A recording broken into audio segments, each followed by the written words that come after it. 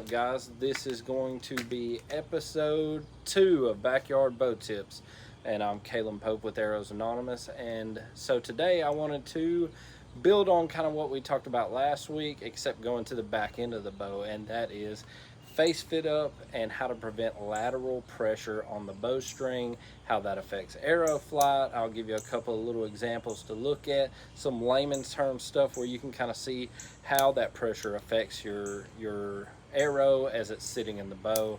But this is one of those things that you can get instant gratification from. If you can tweak this, and you may have to have somebody tweak your peep up or down to get proper fit up. But if you can tweak this and get everything going the way that you need to, and take that pressure, that face pressure off of the string, your shooting will be so much better.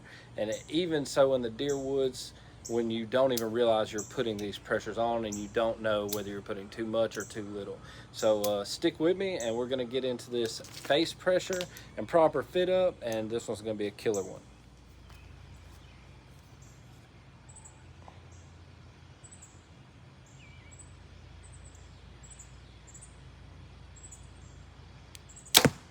So one of the big things when you're setting your face up on the bow is that this string at full draw only takes about 2 to 3 pounds of pressure to manipulate. And you can see even right now, when I move that string at all, let me try to hold the bow still. When I'm moving that string, that arrow is moving majorly, just with a little bit of pressure. That's just my thumb, and that thing is moving, 2 inches, an inch. So your face does that multiplied even harder. This is one of the big reasons that I'm not a proponent of a kisser button.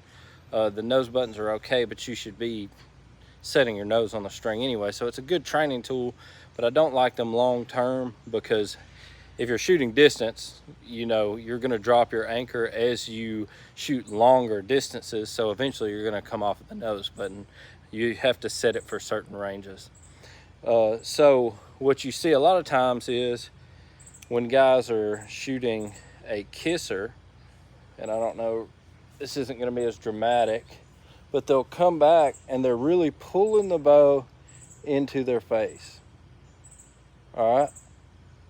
And a lot of times you'll see people fit up like this with their nose down or pulling real hard into it. Those are things that you really don't want to happen. The whole goal of getting your nose on the back of the string is to keep all pressure off, horizontally off of the string. So you're putting your nose on the back of the string, you're setting it vertically where pressure already exists, instead of altering the way the arrow comes off the bow. So when you're pushing with your face on the string, you're actually whipping the arrow out of the bow a little bit. It kind of comes off your wrist a little crooked, and it'll overcorrect. It'll actually probably come out a little bit tail left and then correct back. But it's super, super important, especially when trying to tune a bow, when looking at broadhead flight, and especially when you're deer hunting. When you get in a heavily adrenal situation, you don't know that you're able to replicate those same pressures, and you're not thinking about it. So when you draw back and you're on a deer and you're rushing and you're slamming that thing into your face, you may get improper flight compared to what you're used to, because you've now induced a whole lot more pressure into the scenario.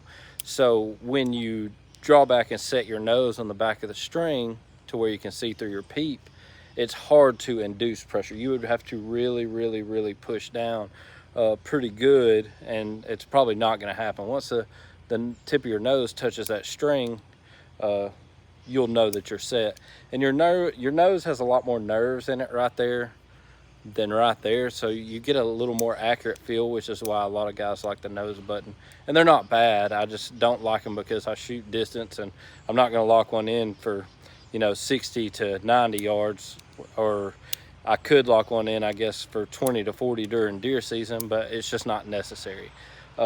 So one of the theories in pipe fitting, which is some of what I do for a living, is that everything is a triangle.